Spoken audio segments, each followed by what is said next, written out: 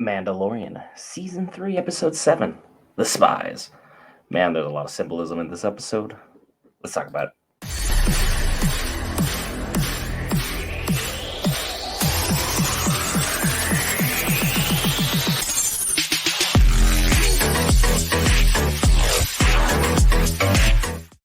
Guys, Brent here for Geek Variants. If you're already subscribed to the channel, you know what we're about. If you're new and love the content from this episode, be sure to hit that subscribe button, like, dislike, comment your opinion down below. Let me know what you think. Your opinions do matter.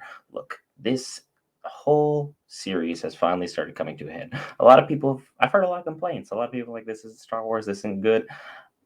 How do you feel now? A little silly, don't you think? One episode can't override a whole series that has a bit of airs as we're going forward. But overall, this episode has deep, deep meaning and deep power overall for the hierarchy of everything going on in Star Wars. Because look, the very ending for the Armor's Enforcer, that is very symbolic of what happens if we let Kathleen Kennedy continue to be in charge at Disney and try and overrun Favreau, because that was entirely Favreau from beginning to end. That entire episode had him written all over it. Deep surprises, good lore, good action, solid pacing, another kick-ass performance from Moff Gideon. And let alone now we have more facts, we have more details confirming for that. We know Thrawn is alive.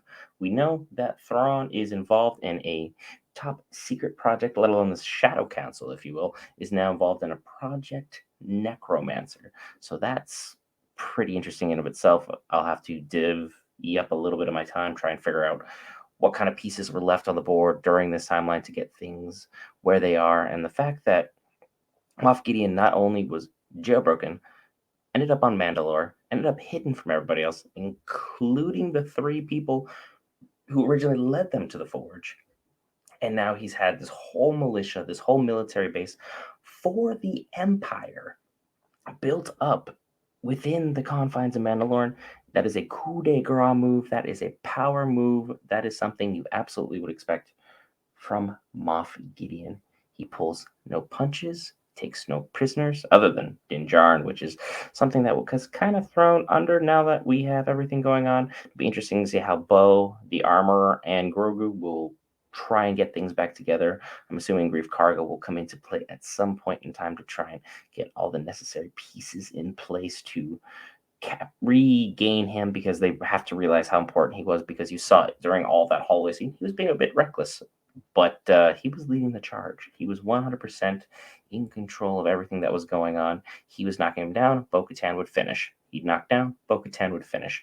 And now that we have ultimately gotten to this place with one episode left in the series, things are going to absolutely come to an action-packed, breakneck speed. Season 4 is already written in The Mandalorian, and I'm 1000% certain it's already going to be greenlit.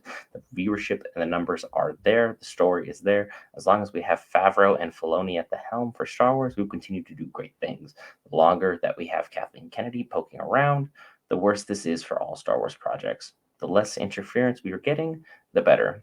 Favreau and Filoni have thrown themselves into this universe and have 100% become exactly what Star Wars fans want them to be. They are George Lucas without the ego. And that is something that needs to be talked about, because Lucas, for all the glory that he built for this empire that we know and love as Star Wars, his ego got in the way of a lot of sound decision making. And with Favreau and Filoni currently, we don't seem to be having a lot of that. The only issue that we seem to be having with them is they're a little hamstrung by Disney throwing the handcuffs on if we have to drag Grogu for as many seasons as we possibly can, because we need them toy sales and merch and apparel and so on and so forth. And we're getting a lot of beautiful intricacies for this. And this series as a whole right now is one of the best ones that Disney / Star Wars has put out. I will say that much. Andor was my personal favorite. Let me know yours in the comments below. This episode, 8 out of 10, at least, more looking like an 8.5. I think this was a fantastic episode, and this is exactly what you want to show people who are trying to get into Star Wars. This kind of action, this kind of drama, this kind of theatrics, and ultimately, well, this is the way. And you should know the way to subscribe. It's in the bottom right corner or in the description below. I will see you guys in the next episode, which will be tomorrow night, DC's Titans. The second half of season 4, I'll have covered for you here at